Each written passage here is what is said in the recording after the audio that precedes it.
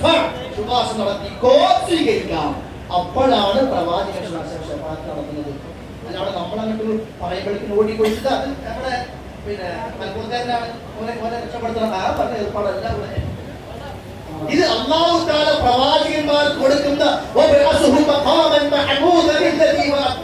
ഒരാൾക്കും കിട്ടാൻ കഴിയാത്ത ലോകത്ത് ഒരു പ്രവാചകനെ സമൂഹത്തിന് മുമ്പിൽ കൊണ്ടുവരികയാണ്. ആ പ്രവാചകൻ സംസാരിക്കാൻ അനുമതി കൊടുക്കുക, അത് പ്രവാചകൻ കൊടുക്കുന്ന മഹത്വമാണ് നാളെ ലോകത്ത്. അതാണ് ശഫാഅത്ത്. അപ്പൊ ഒന്ന് അല്ലാഹുവിന്റെ അനുമതി വേണം.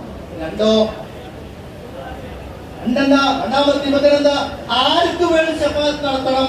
അത് അല്ലാഹ് തീരുമാനിക്കണം. അല്ലാഹ് ഉദ്ദേശിക്കണം. അല്ലാഹ് ആർക്ക് വേണ്ടി നടത്തണോ അതും അല്ലാഹ് പറയണം. അല്ലാഹ് തൃപ്തിപ്പെട്ടവർക്കേ ശഫാഅത്ത് നടക്കൂ. അപ്പൊ എന്ത് മനസ്സിലായി? ശഫാഅത്ത് മുഹമ്മദ് നബി നടത്തണമെങ്കിൽ അല്ലാഹ് പറയണം. ആർക്ക് വേണ്ടി നടത്തണോ അതും ഒന്ന് പറഞ്ഞു കൊടുക്കണം. അപ്പൊ ശഫാഅത്തിന്റെ ഉടമസ്ഥനായ അപ്പൊ ആ ശഫാഅത്തിന്റെ ഉടമസ്ഥൻ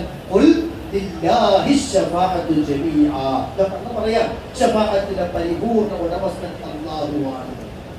അതുകൊണ്ടാണ് പ്രവാചകൻ സ്വല്ലല്ലാഹു പഠിപ്പിച്ചത്, ആരെങ്കിലും ബാങ്കിന് ശേഷം അല്ലാഹുമ്മ സ്വല്ലി അലാ മുഹമ്മദ് എന്ന സ്വലാത്ത് ചൊല്ലുക, ശേഷം അല്ലാഹുമ്മ റബ്ബ ഹാദിഹി ദഅവത്തി തഅമ സ്വലാത്തു ഖായിമ എന്ന പ്രാർത്ഥന നിർവഹിക്കുക. അങ്ങനെ ചൊല്ലിയാൽ